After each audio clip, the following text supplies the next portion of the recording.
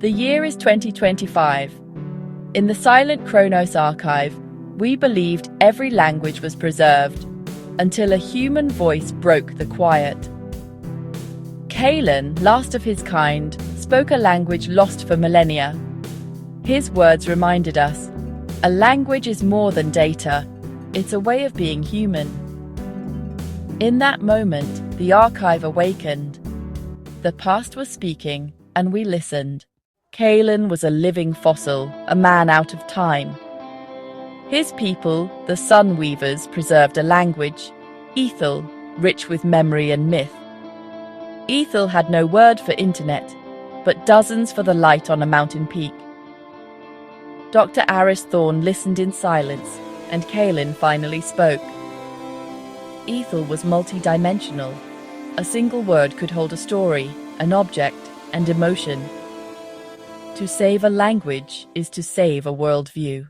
Our instinct was to preserve Ethel forever. Kalen was brought to the Chronos archive, surrounded by technology. Neural scanners, high-fidelity microphones, and our AI, Mnemosyne, began to learn his language. The goal, a perfect digital model, a ghost in the machine. Mnemosyne mastered Ethel's vocabulary and grammar in weeks.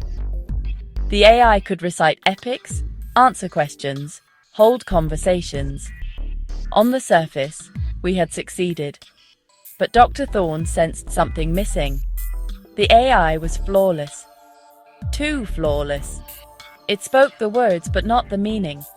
Kalen's voice carried warmth, memory, hesitation, the soul of language.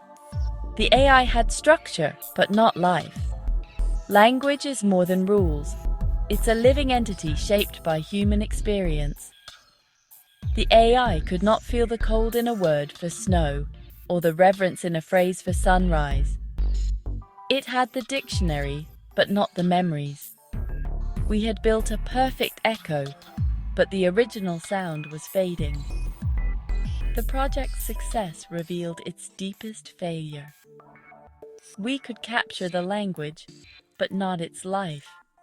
The ghost in the machine was only a shadow. The Chronos archive, our library of whispers, held digital ghosts of over 6,000 extinct languages. We believed preservation was enough. Recordings of last speakers, perfect fidelity, endless data. But walking the halls was haunting. Voices without presence, stories without listeners. Kalen's arrival changed everything. He walked the archive, unimpressed, saddened. He listened, then closed his eyes. Through translation, he explained, the library was a place of echoes, not life. Language lives between people, in glances, lullabies, whispers. It lives in community, not in recordings. Our project was challenged at its core. We had built a digital cemetery, not a celebration. Kalen made us see. A language without a community is a body without a soul.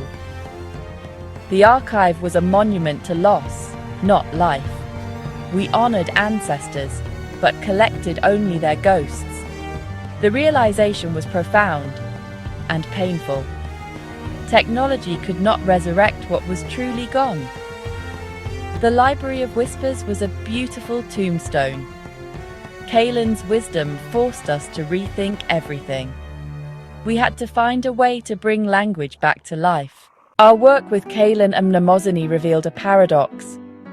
We sought digital immortality for Ethel, but stripped it of its life, its mortality. Living languages change, adapt, and die. That's what makes them alive.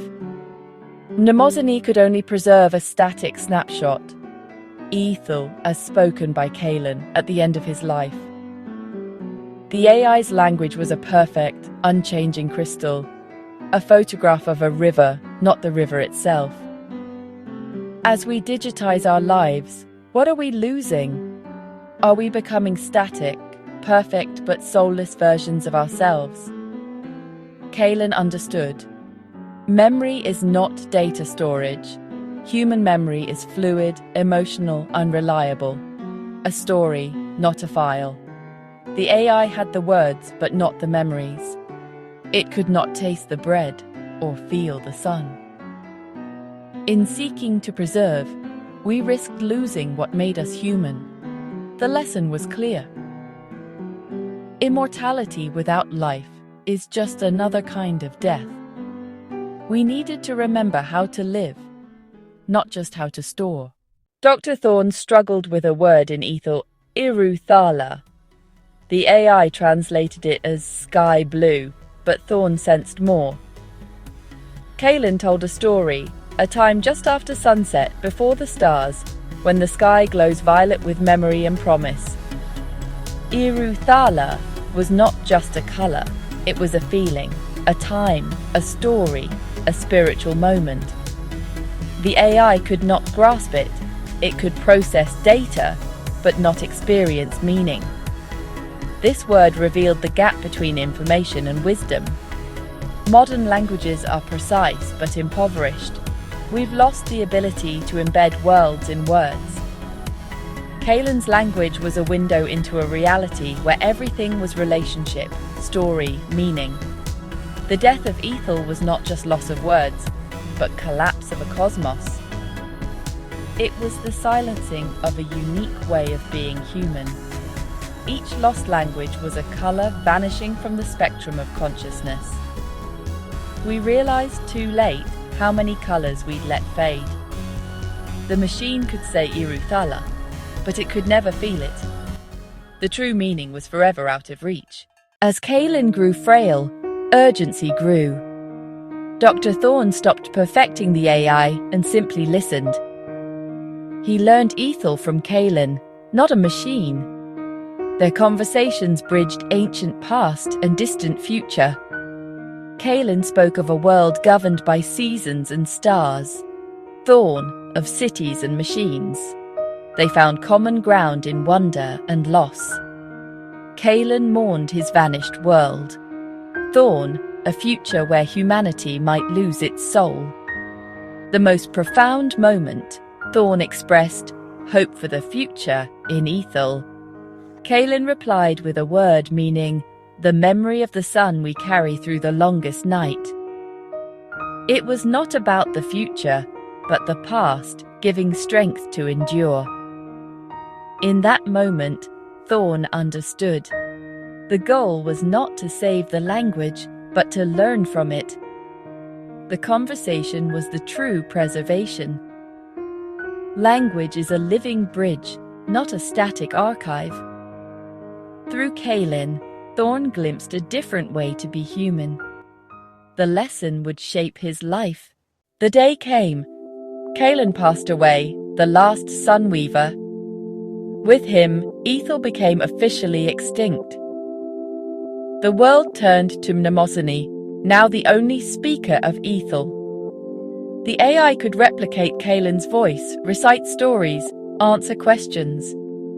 To outsiders, it seemed we had succeeded. But for Thorne and those close to Kaelin, it felt hollow. The machine's voice was a perfect echo in an empty canyon. It had all the words, but none of the life. The last word of Ethel was spoken not by the AI, but by Kaelin in a quiet moment with Thorne. It was a simple word of thanks, filled with memory, sadness, and peace. The AI could replicate the sound, but never the weight. The language was gone, only a soulless copy remained. The archive was full, but the world was emptier. We had preserved the shell, but lost the spirit. The final lesson: some things cannot be saved by technology alone. The last word was human and irreplaceable. All that was left was silence and memory. Kaelin's story is not an ending, but a beginning. What do we want to remember, and how? Technology can preserve, but not replace experience. The only way to save a language is to speak it. To preserve a culture is to live it. Every lost language is a star gone from the sky.